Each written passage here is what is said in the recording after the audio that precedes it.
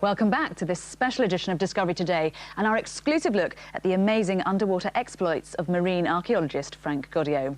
Joining Frank in the studio to talk about these incredible discoveries around the port of Alexandria is Christine El Mahdy, a renowned Egyptologist who's written 3 books on the subject and heads the British Centre for Egyptian Studies.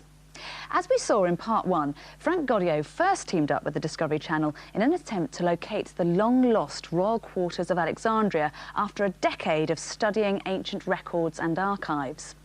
After 3 weeks of excavations, Frank and his team uncovered what turned out to be the foundations of a magnificent palace, home to the pharaohs. Now, Christine, there's obviously an awful lot down here. It's an absolute treasure trove of antiquity. Why has it taken so long for people like Frank Gaudiot to excavate? We always knew that they existed. We didn't exactly know where they were. The area's never been properly mapped. We've never had the technology. Now we've got the technology, the expertise through Frank.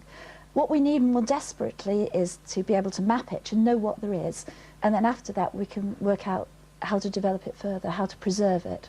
So what discoveries have actually been made about Cleopatra's life? A lot of things we didn't know before. We know from the classical writers, people who knew her at the time, that she's not the image that people imagine. She was slightly plump and that she had great wit and she was extremely intelligent.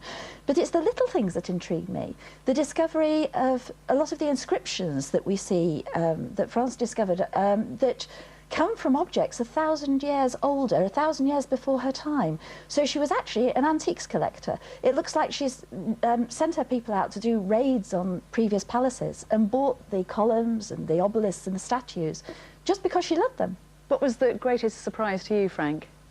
Oh, one of the greatest surprise was the find of this priest of Isis holding a canopic vase, and he was just in front of 2 sphinxes. One of it was a likeness of the father of Cleopatra, Ptolemy XII. And it was quite extraordinary because this statue is intact. And it was most probably on the site of a small sanctuary of Isis close to the palaces. Christine, everybody thinks of the pyramids as being vitally important. Is this as significant a location? I think even more so. The thing about the pyramids is everybody's always been aware of them because of the scale, because of their importance as the wonders of the world. They've had their share of attention. But we're talking about a period of history here, from the last king of Egypt, the last native pharaoh, about 1000 BC, to the arrival of the Muslims in 600 AD. And in between, we know nothing except for the name Cleopatra that comes up time and again. But this place, not just the place of Cleopatra, but also the place where the first Christians were converted to the new religion.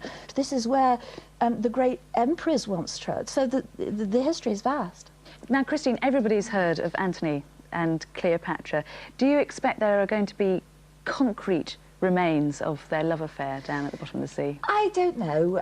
As an archaeologist, we're always sceptical in any case. But the fact of the matter is that history has made a great deal of the love affair that was probably not quite the same thing actually when it was going on. We're seeing it all from Augustus's point of view. Cleopatra was a lady who nearly brought the Roman Empire to its knees. She was powerful, she was ambitious, she was a real match for Augustus. And he didn't want this view of her to survive later. So he suppressed it. He made her into the Middle Eastern houri, the lady who seduced people as the only means of being able to control them. The truth of the matter is she probably outmatched Antony as far as ambition and intelligence was concerned. So I suspect probably not, but we shall see. And do you think there's anything else left to find in the site? A lot. There is a lot to be found. I think I would be surprised we found 10% of what is underwater in the harbor of Alexandria, and 90% is still to be found. Well, apart from the discovery of the royal quarters, the finds threw up another puzzle. What happened to Alexandria? Frank Gaudiot decided to revisit the site to try and determine once and for all the fate that befell this legendary city. The Bay of Alexandria, and Frank Gaudiot returns with his team. This time, Gaudiot would be looking for clues as to why the city died. The ruins of Alexandria would finally reveal the secret of its destruction. The team discover a row of elegant granite columns dating back 2,000 years, a Roman colonnade. Next to the colonnade, the remains of a small temple or shrine, possibly a portion of a vast religious complex.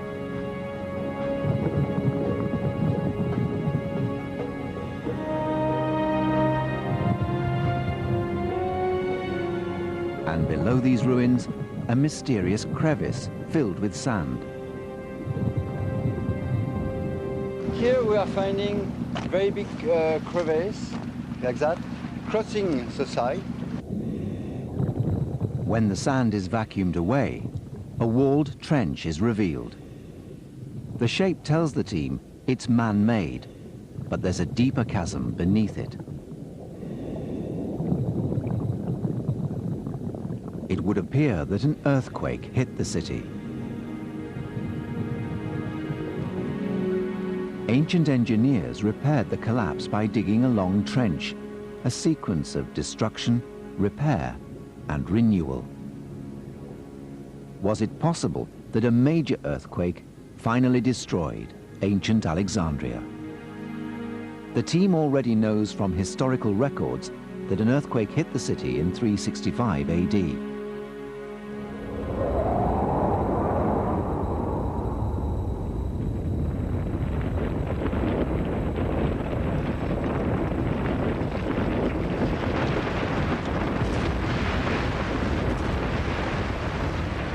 The earthquake triggered a giant tidal wave that engulfed Alexandria. Ancient chronicles tell of a wall of water taking the city by surprise, killing thousands and leaving a trail of destruction. Great ships were picked up by the raging torrent and thrown onto buildings. Others were driven 2 miles inland. And so, Alexandria finally slipped beneath the waves. Now, Frank, you've been down there with the ruins. Do you think there was an earthquake and then a tidal wave? Yes, we have evidence of several earthquakes there. One which has happened around 261 AD, another one around 365 AD, and the last one at the end of the 8th century.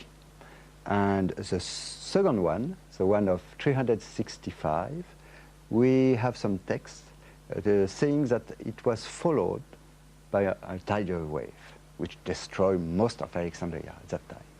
And does this theory fit in with your knowledge of the period, Christine? Yes, our knowledge of the period from texts is not very full, and in actual fact we're finding out even more.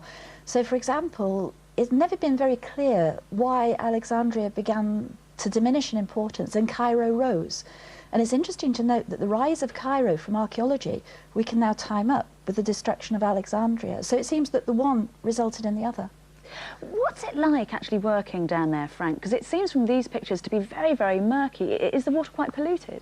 It's quite polluted, yes. The visibility is extremely poor. If we have 1 meter visibility, we are extremely happy those days. And it makes the excavation very difficult. And has the pollution affected the artifacts that are down there? Not at all. The artifacts were covered by the sediment and were perfectly protected. Christine, what do you hope the future for this excavation will be? My mind is exploding with all sorts of possibilities of what really might happen. We've got a unique opportunity here. The material that we're seeing is unique. They're types we've never seen before, in a layout that's absolutely intact. It would be nice to be able to preserve it, but the question is how, and how to be able to get people to have access to it. And one of the possibilities is actually through the use of virtual reality, through computerized images. So with the mapping and with the recording, we can then reconstruct it and then save it for future generations. And Frank, you're obviously going to go back to Alexandria, but what other plans do you have? Well, we have a very important project in the Bay of Aboukir, where we have evidence that a piece of land, 20 kilometers by 15 kilometers, went down underwater because of a liquefaction of sediment, which was triggered by an earthquake, and everything subsided. And we have there 2 cities, the city of Heracleum and the suburb of the city of Canopus, and we have a lot of text talking about those 2 cities. Very exciting. Will you come back and talk to us once you've been there? I think so. Fantastic. Thank you both very much for coming in. Well, that's all we've got time for today. But don't forget, if we've whet your appetite for this amazing underwater discovery, you can catch the premiere of Ancient Earthquakes, Sunken City as part of a special archaeology showcase at 9 o'clock on Sunday, the 18th of February. And you can catch more details on our website. The address is coming up in a moment.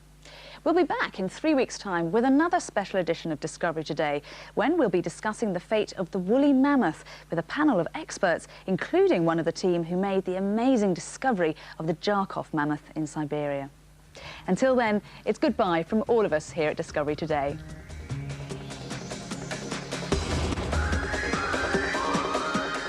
Coming up on History Uncovered, we'll be exploring the ancient Egyptian tombs that hold the remains of millions of mummified animals, from bulls and cats to scarab beetles.